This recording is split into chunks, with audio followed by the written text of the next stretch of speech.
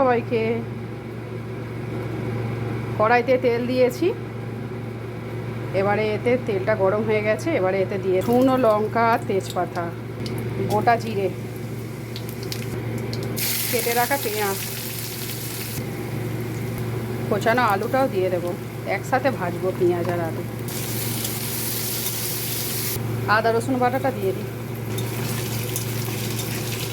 নুন, হলুদ, লঙ্কা গুঁড়ো, কুচিয়ে রাখা টমেটো,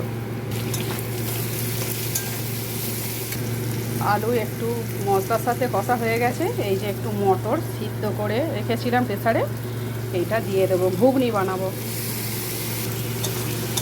আজ আর লাঞ্চ মেনু নয়, আজ আমি আপনাদের সাথে আমাদের রাতের ডিনারের রেসিপি শেয়ার করছি। একটু ভাজা মশলা, এইটা ঘুগনি হোক, আলুর দম হোক, ছোলার ডাল, যে কোনো তরকারির সাথে দিলে একটু ভালো টেস্ট হয়। মশলাটা কষানো হয়ে গেছে, জল দিয়ে দেব।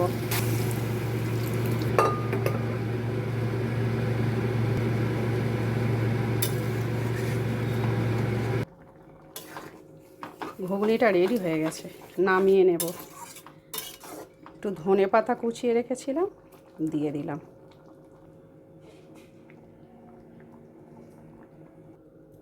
ঘুগনি রেডি একদম। সাথে আছে কি গো, ঘুগনির সাথে আর কি কি করলে? করব এই যে ময়দা মাখা হয়ে গেছে, আর এই একটুখানি ছাতু। ছাতু, এটা একটুখানি হিং দিয়ে আর এই কালো জিরে দিয়ে মাখবো। আর এই একটুখানি ছোলার ছাতু দিয়ে হিঙের কচুরি বানাবো ঘুগনির সাথে।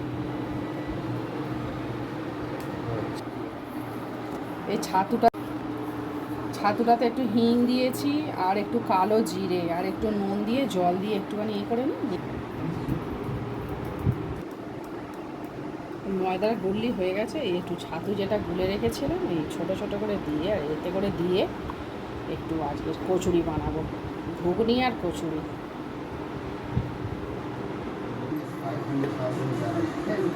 সবগুলো পুর দেওয়া হয়ে গেছে। এবারে বেলে গরম গরম ভাজবো। এই যে কচুরিগুলো বেলতেও শুরু করে দিয়েছি। কড়াতে ডালটা দিয়ে দিয়েছি, ওটা গরম হচ্ছে।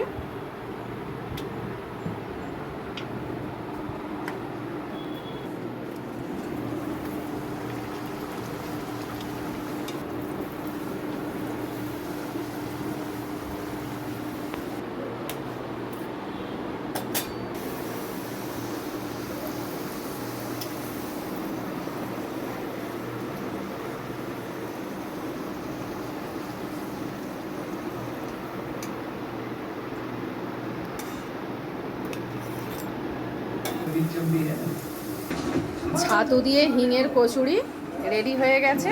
সাথে আছে ঘুগনি। কেমন হয়েছে অবশ্যই বলবেন।